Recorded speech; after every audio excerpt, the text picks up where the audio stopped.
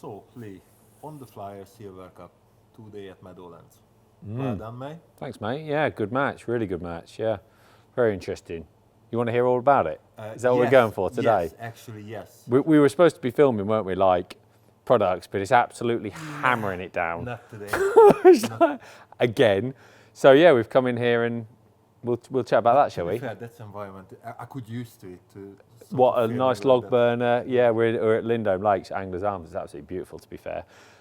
Yeah, well, this is nice. We just talk about fishing for a little while. Sounds great.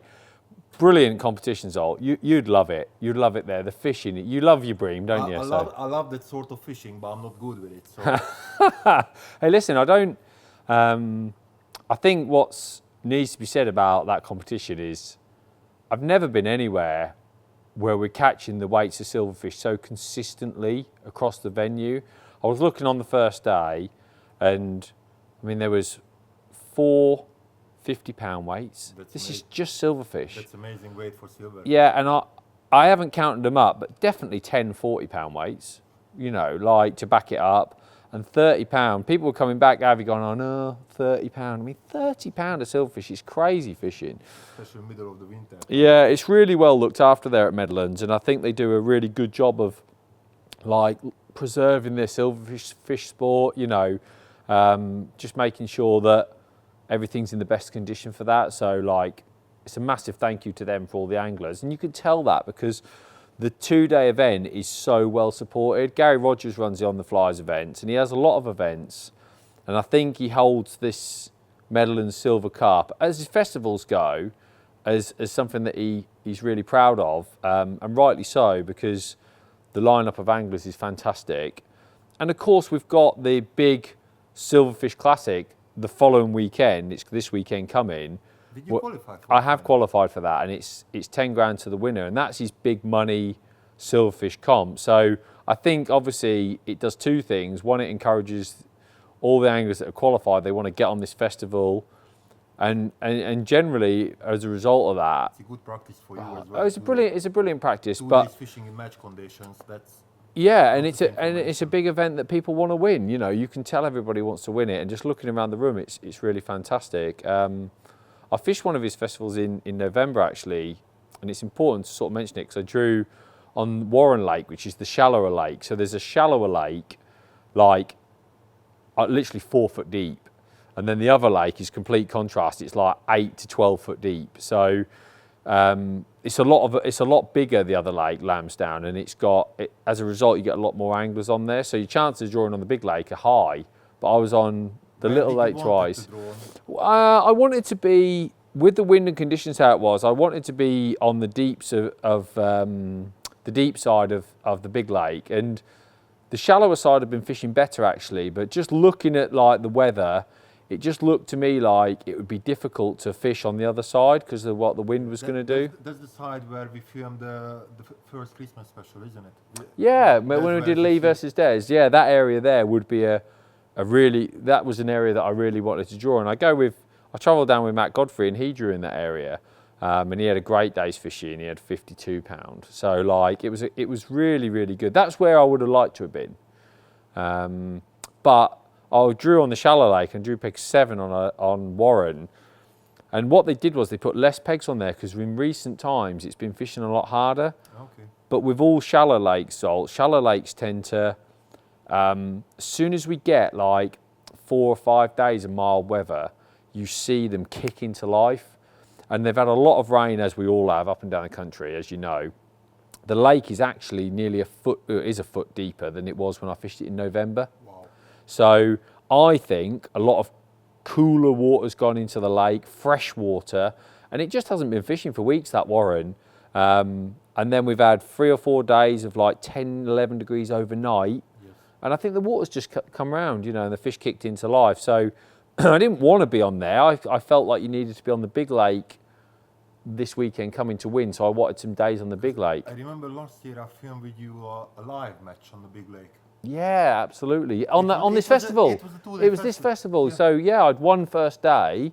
You were on Warren on the first day. Yeah, I'd won my section. I won Warren on the first day, and then it was super close. You guys should go back and watch that. We did a live match at Meadowlands. If you haven't already seen it, I think I had a like £28 and £30 won the section, and I was fourth. Yeah. Like literally, I think it was a pound and three quarters from winning. It was ridiculous, yeah. But I made some mistakes that day, definitely, and I kept that in mind for this year actually, because I felt like pellet fishing would be the one. I was gonna ask you, because I remember last year we talked about that you didn't fish on pellets, you fish on ground bait and maggots. Yeah. And live bait, and it seems like that you're supposed to fish on pellets to get the bigger stamp of skimmers, the bigger stamp. Yeah, without a doubt. And it's quite funny, you know, that section where I was on that day, everybody fished pellets on the second day this year. But do you know it got one with casters? Andy Bennett didn't fish pellets, he fished casters and caught roach because the conditions were so bad you couldn't fish with pellets. Whereas when we were there, the conditions were perfect for pellets. And I should have fished pellets, but I felt that day there was going to be lots of roach to catch with an odd skimmer, and there was no roach. This year there has been good weights of roach, you know, like £30 of roach is possible, just roach, you know. So It's big stamp of roach. yeah, beautiful fish. So, but on Warren I decided to fish pellets, peg 7. It's sort of like in the middle of the left-hand bank, but the conditions were really nice, flat, calm. And just like feeding micros, fishery micros, and then I use some of the Pro expanders, 4mm.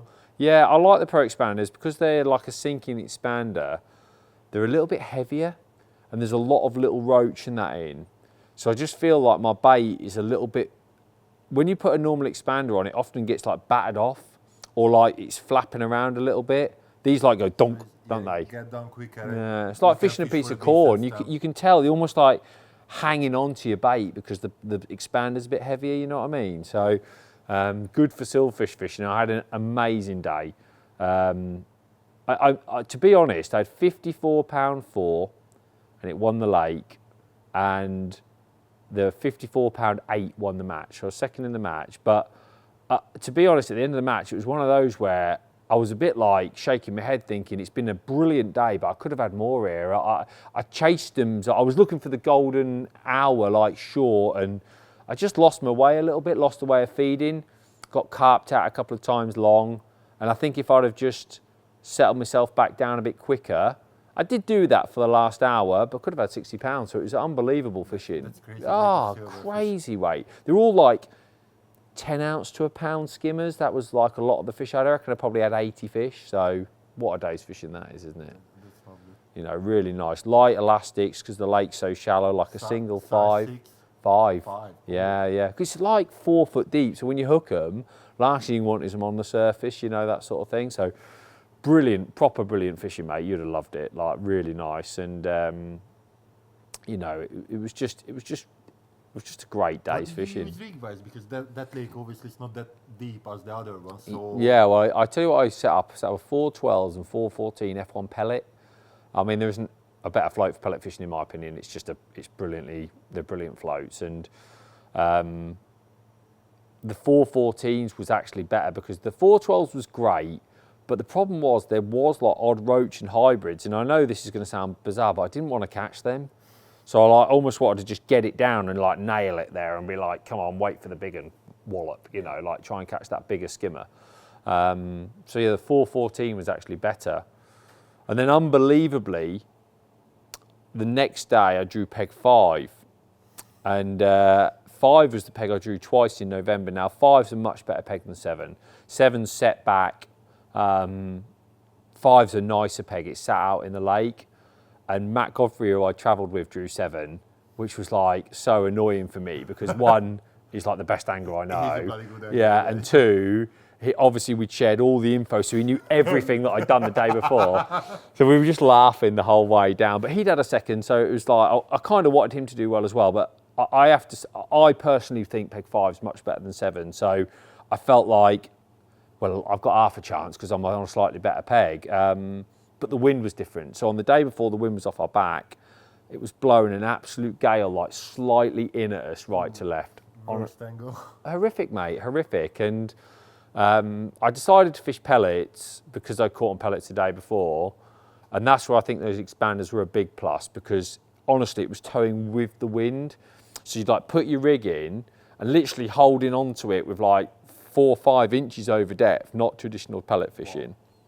And I think if I'd have had a lighter bait wafting about, it would have been rubbish. So they were really good for that. And I only fished like 10 metres because you couldn't hold anymore. Whereas the day before I fished 14.5.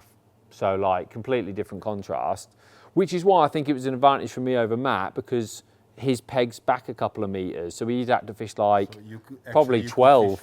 Yeah, but because the wind was bad, you know. So I had a really nice start, good fishing, but across the other side of the lake, there was one peg with like the wind off the back, and it looked beautiful. Tyler Bird, who's an 18-year-old young lad, he was on that peg. And what really impressed me was when I was that age, I just didn't, there wasn't the information, there wasn't the knowledge there as a young angler to be able to compete in that field. And he ended up fishing an exceptional match on a really good peg, but he caught 55 pound, and he won the biggest weight of the week. He won the lake that day, and I was just really impressed how an 18-year-old can go and do that. And that's where I think fishing has changed massively. When I was 18, I considered I was in the England youth team, so I must have been okay at 18, but I wasn't half the angler that he is. You know, so their development and advancements, you know, and I can see that with a lot of the young guys, they're so good. Now with YouTube and all of the information what is on the internet is just amazing. They learn so fast, don't they? And then physically they're brilliant, so they know what to do, they've got the information there. And I was really, he's a nice kid as well, so I was really, really pleased for him to win, apart from I was annoyed that he was beating me. But I had a good match. I weighed 41 pound, and I was lucky because there was a 40. So I ended up second in the section. I was actually second in the match again. So second in the match both days. Is the festival count on points or the weight? Yeah, so it's points. Okay. So I would have won on weight with my second in the match both days, but it's on points, and results were coming in. Anglers, so there's only 5 sections. So basically, I think 2 of the guys who won the section drew in the same section. And there's so many amazing anglers. To get 2 wins, you not only need to draw well, you need to fish well, and everything needs to go in your favour. So results were coming through, and it was sounding like there wouldn't be anyone with 2 wins. So my first and a second, and obviously a high weight, then came into it. It turned out I'd won the festival. Adam Wakelin, great mate of mine who's in the England feeder team with me, he was second. He fished 2 great matches, 3 points. Lee Wright, who's ever so consistent on those events, he came third. So, you know, yeah, we had and he also had 3 points. So it was super close, you know, super close. But I mean, Zol, I caught 95 pound of skimmers in 2 days. That's ridiculous. It's ridiculous. If the conditions would have been nice the second day, I'd have caught 55 pound again. Did you fish on the feeder as well, or pole only? Only pole. It's a shallow lake. I just feel like you could catch on the feeder. I remember last year you did start on the feeder. You fed the pole line. That's right. Yeah. I think the weights were a bit lower last year, and I feel like on the shallow lake that feeder, I just don't think you're going to go on to catch a big enough weight on the feeder. On the deeper lake, I personally think there's scope for feeder to do amazingly well, and I certainly, if I'm in a peg in the final where the conditions are bad, I should be fishing feeder. Because I believe that you could win on it. And in that final, you're fishing to win. You know, you're fishing to win. But not everywhere will be able to win the match. And Tyler, who won the match the second day, like I said, I was second, almost 15 pound less than him. Nobody else was winning the match that day. You know, a lot of the brilliant, such is the standard of angler, a lot of people would have won the match from there. So standard of angler on the...